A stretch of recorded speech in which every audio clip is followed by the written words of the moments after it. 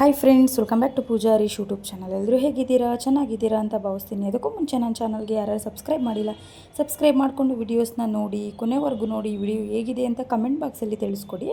ಬನ್ನಿ ವಿಡಿಯೋನ ಸ್ಟಾರ್ಟ್ ಮಾಡೋಣ. ನಾನಿವತ್ತು ಸಿಂಪಲ್ಲಾಗಿ ಕೋಡ್ಬಳೆನ ಮನೆಯಲ್ಲಿ ಹೇಗೆ ಮಾಡೋದು ಅಂತ ತೋರಿಸ್ಕೊಡ್ತೀನಿ. ಯಾವುದೇ ರೀತಿ ಯೂಟ್ಯೂಬಲ್ಲಾಗಲಿ ಯಾವುದೇ ರೀತಿ ನೋಡಿಕೊಂಡು ಅಂದರೆ ಮಾಡಿರೋದಿಲ್ಲ. ಸಿಂಪಲ್ಲಾಗಿ ನಮ್ಮ ಅಮ್ಮ ಹೇಗೆ ಮಾಡ್ತಿದ್ರು ನಮ್ಮ ಮನೆಯಲ್ಲಿ ಅದೇ ರೀತಿ ನಾನು ಸಿಂಪಲ್ಲಾಗಿ ತೋರಿಸ್ಕೊಡ್ತೀನಿ. 1 kg ನಾನಿಲ್ಲಿ ಅಕ್ಕಿ ಹಿಟ್ಟು ತೊಗೊಂಡಿದ್ದೀನಿ. 1 kgಗೆ 1/4 ತಿಂಡಿ ತಿನ್ನೋ ಸ್ಪೂನಲ್ಲಿ ಖಾರದ ಪುಡಿ ಸೇರಿಸಿದ್ದೀನಿ. 3 ಚಮಚದಷ್ಟು ನಾನಿಲ್ಲಿ ಜೀರಿಗೆನ ಸೇರಿಸಿದ್ದೀನಿ. 1 ಚಮಚದಷ್ಟು ನಾನಿಲ್ಲಿ ಪುಡಿ ಉಪ್ಪನ್ನ ಸೇರಿಸಿದ್ದೀನಿ. ನಾನು ಇಷ್ಟನ್ನು ಹಾಕಿದ್ದೀನಿ. ಕೈ ಆಡ್ಕೊಳ್ಬೇಕು. ಫಸ್ಟ್ ನೀರು ಹಾಕ್ತೇನೆ, ಹಾಗೇ ಅಂದರೆ ಒಣ ಹಿಟ್ಟನ್ನೇ ನೀಟಾಗಿ ಕೈ ಆಡ್ಕೊಳ್ಬೇಕು. ಕೆಲವರು ಇದಕ್ಕೆ ಸಾಂಬಾರು ಬೀಜನೂ ಕೂಡ ಅಂದರೆ ಗ್ರೈಂಡ್ ಮಾಡಿ ಸೇರಿಸ್ತಾರೆ, ಮತ್ತು ಒಣಮೆಣಸಿನ್ಕಾಯಿಂದು ಬೀಜ ಬರುತ್ತಲ್ವ ಅದನ್ನು ಕೂಡ ಸೇರಿಸ್ತಾರೆ. ಬಟ್ ನಾನಿಲ್ಲಿ ಸಿಂಪಲ್ಲಾಗಿ ತೋರಿಸ್ತಿದ್ದೀನಿ. ಯಾವುದೇ ರೀತಿ ನಾನಿಲ್ಲಿ ಬೇರೆ ಅಂದರೆ ಎಕ್ಸ್ಟ್ರಾ ನಾನಿಲ್ಲಿ ಹೊರಗಡೆ ತಂದು ಹಾಕುವಂಥ ಪದಾರ್ಥನ ತೋರಿಸ್ತಿಲ್ಲ. ಸಿಂಪಲ್ಲಾಗಿ ಮನೆಯಲ್ಲೇ ಅಂದರೆ ಇರುವಂಥ ಮಾಮೂಲಿ ಅಕ್ಕಿ ಹಿಟ್ಟು ರೊಟ್ಟಿಗೆಲ್ಲ ಆಡಿಸಿರ್ತೀರಲ್ವ, ಸೊ ಅದನ್ನೇ ಉಪಯೋಗಿಸ್ಕೊಂಡು ಮಾಡೋದು. ನಾನಿಲ್ಲಿ ನಮ್ಮ ಅಂದರೆ ಕೈನಲ್ಲಿ 2 ಹಿಡಿಯಷ್ಟು ಕಡಲೆ ಬೀಜನ ತೊಗೊಂಡಿದ್ದೀನಿ. ಗ್ರೈಂಡ್ ಮಾಡ್ಕೋಬೇಕು. ನಾನು ಯಾವುದೇ ರೀತಿ ಕಡಲೆ ಬೀಜನ ಹುರಿದಿಲ್ಲ. ಕೆಲವರು ಹುರಿದು ಸೇರಿಸ್ತಾರೆ, ಹುರಿಬಾರ್ದು, ಟೇಸ್ಟನ್ನೇ ಕೆಟ್ಟೋಗ್ಬಿಡುತ್ತೆ. ಸೊ ಅದಕ್ಕೋಸ್ಕರ ನೋಡಿ, ನಾನಿಲ್ಲಿ ನನ್ನ ಕೈಯಲ್ಲಿ 2 ಮುಷ್ಟಿಯಷ್ಟು ನಾನಿಲ್ಲಿ ಕಡಲೆ ಬೀಜ ಸೇರಿಸಿದ್ದೀನಿ. ಜಾಸ್ತಿ ಹಾಕ್ಕೊಂಡ್ರೆ ಅದು ತುಂಬ ಸ್ಮೂತ್ ಬರುತ್ತೆ.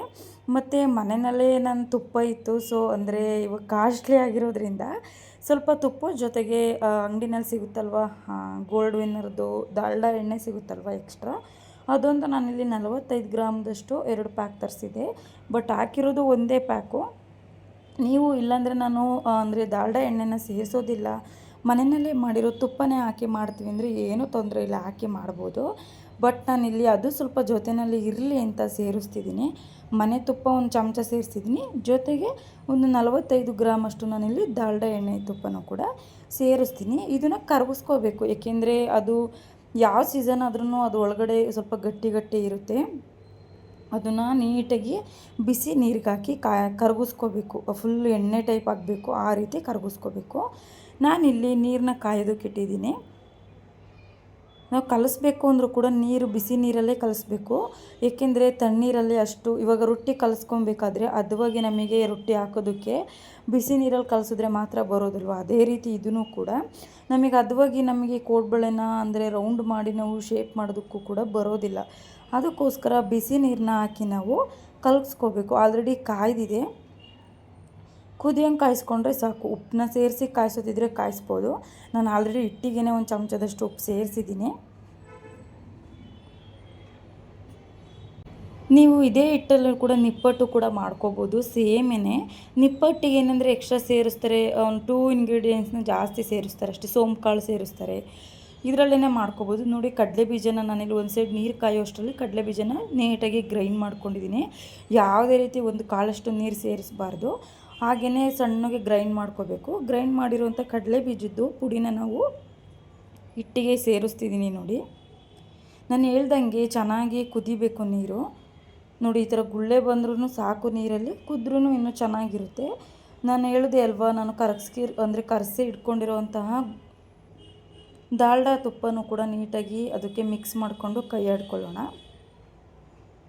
ನೋಡಿ, ಕರಗಿದೆ ಸ್ವಲ್ಪ ಅಂದರೆ ಬಿಸಿ ನೀರಿಗೆ ಹಾಕಿದ್ರೆ ಕರಗುತ್ತೆ.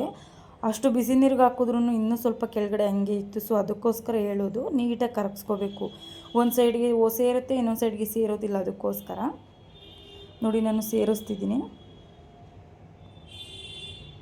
ನೀಟಾಗಿ ನೀರನ್ನ ಸೇರಿಸ್ಬಾರ್ದು. ಫಸ್ಟು ಕಡಲೆ ಬೀಜದ ಪುಡಿ ಡಾಲ್ಡಾ ಎಲ್ಲ ಹಾಕಿದ್ದೀವಲ್ವ, ಉಪ್ಪು ಎಲ್ಲ, ಅದನ್ನು ಹಾಗೆಯೇ ಡ್ರೈಯಲ್ಲೇ ನೀಟಾಗಿ ಕಲಿಸ್ಕೋಬೇಕು. ಅದೆಲ್ಲ ಹದವಾಗಿ ಹೊಂದಿದೆ ಅಂತ ಅಂದಮೇಲೆ ನಾವು ಲಾಸ್ಟಿಗೆ ಸ್ವಲ್ಪ ನೀರು ಹಾಕ್ಕೊಂಡು ಸೇರಿಸ್ತಾ ಹೋಗಬೇಕು. ಏಕೆಂದರೆ ಫಸ್ಟೇ ಜಾಸ್ತಿ ನೀರು ಹಾಕ್ಬಿಟ್ವಿ ಅಂದರೆ ನಮಗೆ ಎಷ್ಟು ಹಾಕಬೇಕು, ಆಮೇಲೆ ತೆಳ್ಳಗಾಗ್ಬಿಡುತ್ತೆ. ಅದಕ್ಕೋಸ್ಕರ ನಾನು ಫಸ್ಟ್ ಒಂದು ಸಲ ಮಾಡಿದ್ದೆ, ನಾನು ಇದೇ ಸೆಕೆಂಡ್ ಟೈಮ್ ಮಾಡಿರೋದು. ಫಸ್ಟ್ ನಾನು ಮಾಡಿದಾಗ ತುಂಬ ಅಂದರೆ 2 ಪ್ಯಾಕು ಡಾಲ್ಡಾ ತುಪ್ಪ ಹಾಕ್ಬಿಟ್ಟಿದ್ದೆ. ಸೊ ತುಂಬ ಅಂದರೆ ನಾವು ಹಿಂಗೆ ಒಸೆಯೋದಕ್ಕೆ ಬರ್ತಿರಲಿಲ್ಲ, ಅಷ್ಟು ಸಾಫ್ಟಾಗಿ ಹೋಗ್ಬಿಟ್ಟಿತ್ತು. ಈ ಸಲ ನೋಡಿ ಹದವಾಗಿ ಅಳತೆ ನೋಡಿಕೊಂಡು ಸೇರಿಸ್ಕೊಂಡಿದ್ದೀನಿ. ತುಂಬ ವಿಧಾನವಾಗಿ ಎಷ್ಟು ವೆರೈಟಿನಲ್ಲಿ ಮಾಡ್ತಾರೆ. ಬಟ್ ಆದರೆ ಸಿಂಪಲಾಗಿ ಮಾಡೋದು ಅಂದರೆ ಈ ರೀತಿ ನಾನು ತೋರಿಸಿದ್ದೀನಲ್ವಾ, ಈ ಟೈಪ್ ಸಿಂಪಲಾಗಿ ಮಾಡ್ಕೋಬೋದು. ನೋಡಿ ನಾನಲ್ಲಿ ನೀರು ಕೂಡ ಕಾಯ್ದು ಸ್ವಲ್ಪ ಆರೋದಕ್ಕೆ ಇಟ್ಟಿದ್ದೆ, ಏಕೆಂದರೆ ಕಲಿಸ್ಬೇಕಾದ್ರೆ ಸುಡುತ್ತೆ, ಅದಕ್ಕೋಸ್ಕರ.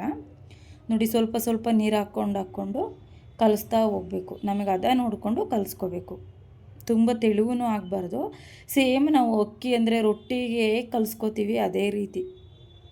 ನಿಮಗೆ ಫ್ಲೇವರು ಅಂದರೆ ತಿನ್ನಬೇಕಾದ್ರೆ ಕ್ರಿಸ್ಪಿಯಾಗಿರಬೇಕು ಅಂದರೆ ಸ್ವಲ್ಪ ಸೋಂಕಾಳನ್ನು ಕೂಡ ಸೇರಿಸ್ಕೋಬೋದು, ಚೆನ್ನಾಗಿರುತ್ತೆ. ಮತ್ತು ನಾನಿಲ್ಲಿ ಎಳ್ಳು ಸೇರಿಸಿದ್ದೀನಿ, ಅಂದರೆ 1 ಸ್ಪೂನಷ್ಟು ಕಪ್ಪು ಎಳ್ಳು ಸೇರಿಸಿದ್ದೀನಿ. ಇದು ಕೂಡ ಅಷ್ಟೇ, ತಿನ್ನಬೇಕಾದ್ರೆ ನಾನಿಲ್ಲಿ ಸೋಂಕಾಳು ಸೇರಿಸಿಲ್ಲ, ಅದ್ರ ಬದಲು ನಲ್ಲಿ ಕಪ್ಪು ಎಳ್ಳನ್ನ ಸೇರಿಸ್ಕೊಂಡಿದ್ದೀನಿ. ನೋಡಿ ಆಲ್ರೆಡಿ ನಾನು ಕಲಸಿಟ್ಟಿದ್ದೀನಿ. ನೋಡಿ ಈ ಎದ್ದದಲ್ಲಿ ಕಲಿಸ್ಕೋಬೇಕು. ಸೇಮ್ ರೊಟ್ಟಿ ಹಿಟ್ಟನ್ನ ಎಷ್ಟು ಹದದಲ್ಲಿ ಕಲಿಸ್ತೀವಿ ಅದೇ ರೀತಿಯೇ ಕಲಿಸ್ಕೋಬೇಕು. ಒಂದು 5 ನಿಮಿಷ ಸ್ವಲ್ಪ ಹಾಗೇ ಪ್ಲೇಟ್ನ ಮುಚ್ಚಿಬಿಟ್ಟು ತೆಗೆದಿಡಬೇಕು. ಏಕೆಂದರೆ ಅವಾಗಿನ ಕಲಸಿರ್ತೀವಲ್ವ, ಆ ತಕ್ಷಣವೇ ನಾವೇನಾದರೂ ಮಾಡೋದಕ್ಕೆ ಹೋದರೆ ಸ್ವಲ್ಪ ಗಟ್ಟಿ ಗಟ್ಟಿ ಅನಿಸುತ್ತೆ. ಅದಕ್ಕೋಸ್ಕರ ಒಂದು 5 ನಿಮಿಷ ಇಲ್ಲ 10 ನಿಮಿಷ ಒಂದು ಸೈಡಿಗೆ ಎತ್ತಿಡ್ಬೇಕು. ನೋಡಿ 1 kgಗೆ ಇಷ್ಟು ಆಗಿದೆ.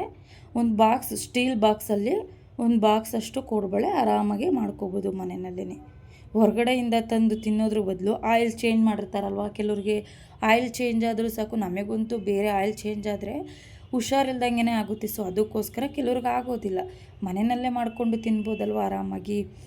ನಾನಿಲ್ಲಿ ಒಂದು ಬಾಣಲಿಗೆ ಆಯಿಲ್ನೂ ಕೂಡ ಸೇರಿಸ್ತಿದ್ದೀನಿ. ಅಷ್ಟರಲ್ಲಿ ಅದು ಸ್ವಲ್ಪ ನೆನ್ಕೊಳ್ಳೋ ಅಷ್ಟರಲ್ಲಿ ಆಯಿಲು ಕಾಯ್ದುಬಿಡುತ್ತೆ.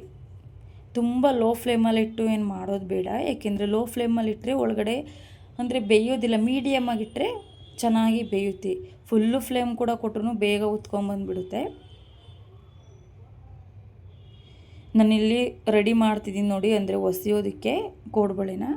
ಇಬ್ಬರು ಇದ್ದರೆ ಚೆಂದ. ಅಂದರೆ ಈ ಹಳ್ಳಿ ಕಡೆ ಎಲ್ಲ ಹಪ್ಪಳ ಮಾಡಬೇಕಾದ್ರೆ ಈ ಥರ ಮಾಡಬೇಕಾದ್ರೆ ಮಾತಾಡಿಕೊಂಡು ಒಬ್ಬರು ಈ ಥರ ಒಸ್ಕೊಟ್ರೆ, ಹಪ್ಪಳ ಈ ಥರ ಹರ್ಕೊಟ್ರೆ, ಅಂದರೆ ಇನ್ನೊಬ್ಬರು ಕರಿಯೋದು ಆ ಥರ ಮಾಡ್ಬೋದಲ್ವ. ಒಬ್ಬರೇ ಆದರೆ ತುಂಬ ಟೈಮ್ ಹಿಡಿಯುತ್ತೆ. ನಾನು ಒಬ್ಬಳೇ ಮಾಡಿದ್ದು. ನೋಡಿ ಈ ರೀತಿ ಮಾಡಿಕೊಂಡ್ರೆ ನಿಮಗೆ ಸೈಜು ಎಷ್ಟು ಚಿಕ್ಕದಾದರೂ ಮಾಡ್ಕೊಬೋದು. ತುಂಬ ಚಿಕ್ಕದು ಕೆಲವ್ರು ಮಾಡ್ತಾರೆ, ನಮಗೆ ಇಷ್ಟು ಸಾಕು ಸೈಜು. ದಪ್ಪನೂ ಕೂಡ ತುಂಬ ದಪ್ಪ ಮಾಡಿದ್ರೆ ಬೇಯೋದಿಲ್ಲ ಒಳಗಡೆ. ಹಾಗೇ ನಾವು ಒಂದು ದಿನ ಆದಮೇಲೆ ನೋಡಿ ತಿನ್ನೋದಕ್ಕೆ ಹೋದರೆ ಅದು ಒಳಗಡೆ ಮೆತ್ತಗೆ ಇರುತ್ತೆ. ಅಂದರೆ ಕರಮ್ ಅಂತ ಕಟ್ಟಿ ಅನ್ನಬೇಕು. ಆ ರೀತಿ ಇದ್ದರೆ ತಿನ್ನೋದಕ್ಕೂ ಕೂಡ ಚೆನ್ನಾಗಿರುತ್ತೆ. ನೋಡಿ ಎಣ್ಣೆನೂ ಕೂಡ ಕಾಯ್ದಿದೆ. ನಾನು ಆಲ್ರೆಡಿ ಎಣ್ಣೆಗೂ ಬಿಡ್ತಿದ್ದೀನಿ. ಒಂದು 2 ನಿಮಿಷ 3 ನಿಮಿಷ ಚೆನ್ನಾಗಿ ಬೇಯಿಸಬೇಕು.